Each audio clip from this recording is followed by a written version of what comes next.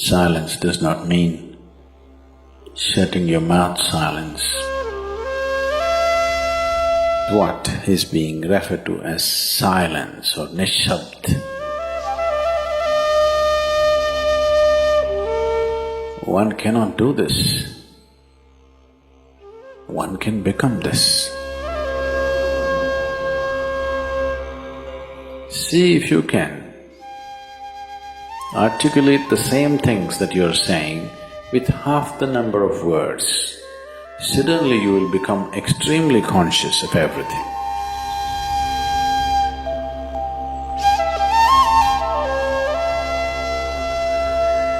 The wind makes its own sound.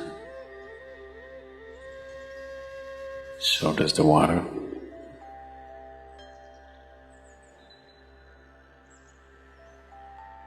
So does the earth. In fact, so does the sky. All the celestial objects are making their own sounds. There are sounds of pain, sounds of pleasure, sounds of misery, sounds of joy. For everything there is a sound. With human life, it's very true. Sounds of life, and there are sounds of death, and there are even sounds of silence. So this complex amalgamation of sounds, different kinds of sounds, creates different intent, different levels of compulsiveness, different levels of bondage, and different possibilities of entanglement.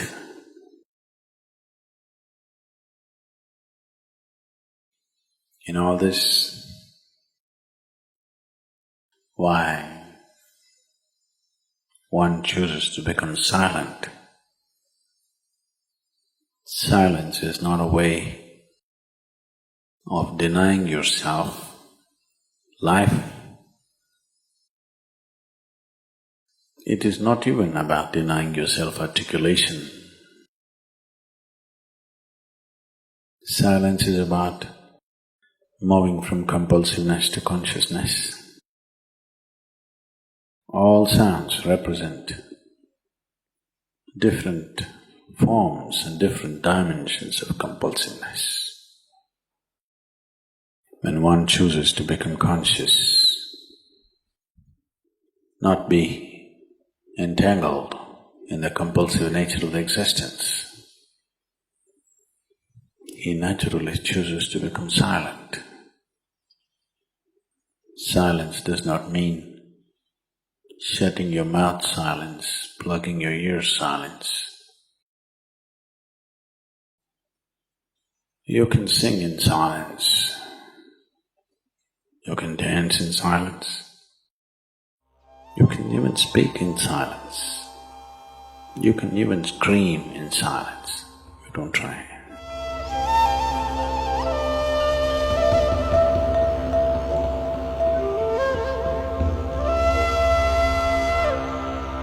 That does not mean when everybody is silent you scream. That is not screaming in silence.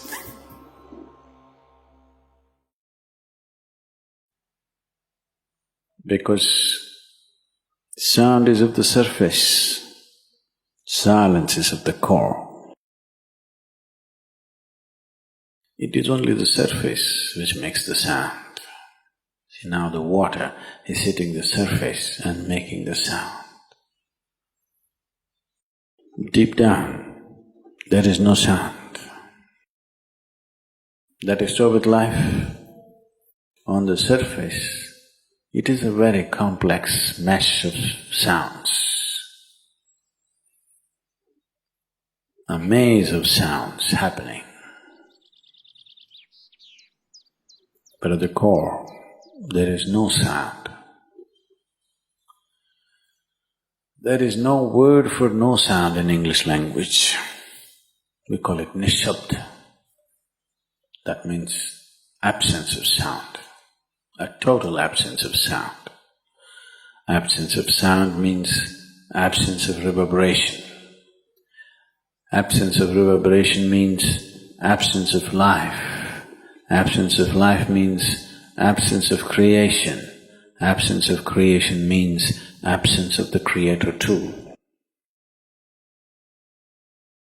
So a space which is beyond creation and Creator, a dimension which is beyond life and death, that is what is being referred to as silence or nishabd.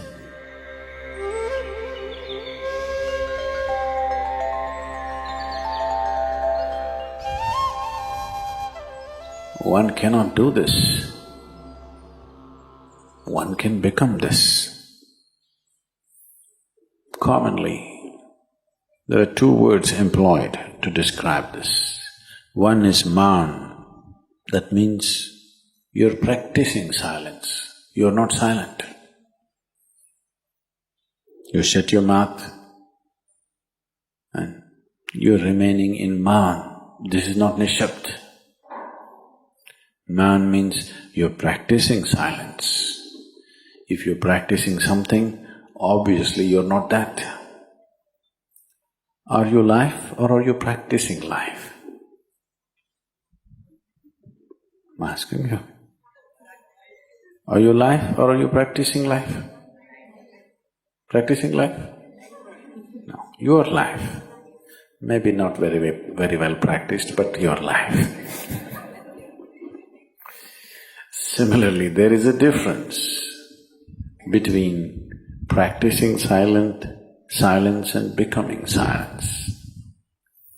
Practicing silence starts as a certain restriction, but slowly, as one practices silence, one can possibly become silent. One can become silent in intense activity, but nobody can keep up intense activity forever. Moments of intense activity are only moments, nobody can sustain it. You'll expend yourself. Only if you can achieve it in inactivity, it is sustainable. If something is possible only in intense activity, it is never sustainable. In a very intense and ecstatic moment of singing, somebody may become or taste a moment of silence. But how long can you keep it up? Your throat will tear. And your neighbors may kill you. Possible.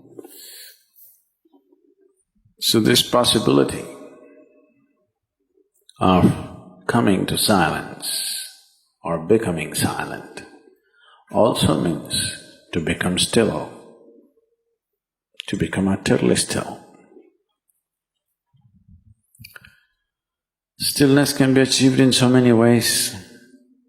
If you watch a snake, he's still. If you watch a tiger which is on a hunt, absolutely still, charged but still. These are all different dimensions of stillness practiced for survival. If a snake moves too often, he'll get killed. If a tiger does not know how to be still, he'll never get his food. These are all acts of survival. A human being, for survival, he has to be active. Only when his vision falls upon something which is beyond survival, then he will think of stillness. Then he will understand as he observes himself, as he notices the complexity of one's compulsions. He understands the only way to solve it is to become still. to train this body, to train this mind, to become still.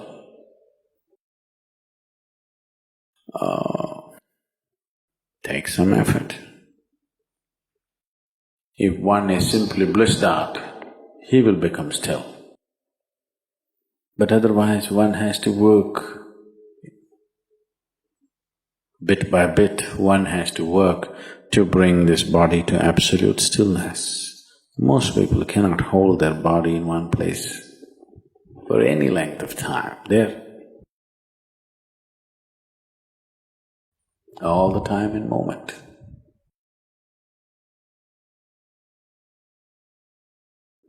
As it is said, a man is ill only because he does not know how to be still. Because in stillness, you are in touch with a dimension way beyond creation. Once one is in touch with that, there is no such thing as illness. If I sit here and the body rots and falls down, still there is no illness, it's just there. Because in fact, when one becomes utterly still, he may not be able to hold on to the body unless he learns the tricks, the mechanism of the body. So why should I become still? Will I lose my body? Anyway, you will lose your body. When the time to lose your body comes, if you want to lose it gracefully, then you must know at least a little bit of stillness. If you want to put your body down like you can put this piece of cloth down, with the same ease, with the same gracefulness, then you need to have some stillness in you. Otherwise, you and your body, you have to be torn apart, which is an ugly thing to do. When you're being torn away from your body, it is an ugly and painful thing to do, unless you can keep it down. There's no grace in life. So if one has to attain to that grace, at least a certain amount of stillness has to enter your life. For this to happen, a certain level of silence has to enter your life. If right now if it is not coming, at least practicing a little bit of Maum. In an hour, if you're speaking 1,573 words right now, how many more? How many words do you spit out in a minute? 1,573, you're actually doing that many? I thought that's impossible. Okay, I believe you. So whatever number you're doing, see if you can articulate the same things that you're saying with half the number of words. Suddenly you will become extremely conscious of everything. Right now, our oral diarrhea is happening. If you're doing 1573, it's diarrhea, okay. Now, if you have to hold back half the words and still say the same things, now you have to be very conscious, otherwise you cannot say it. Just try this and see. Tomorrow, one day.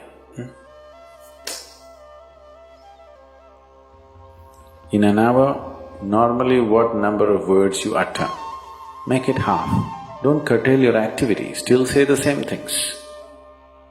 But with half the words, how wonderful the whole world will feel, you know.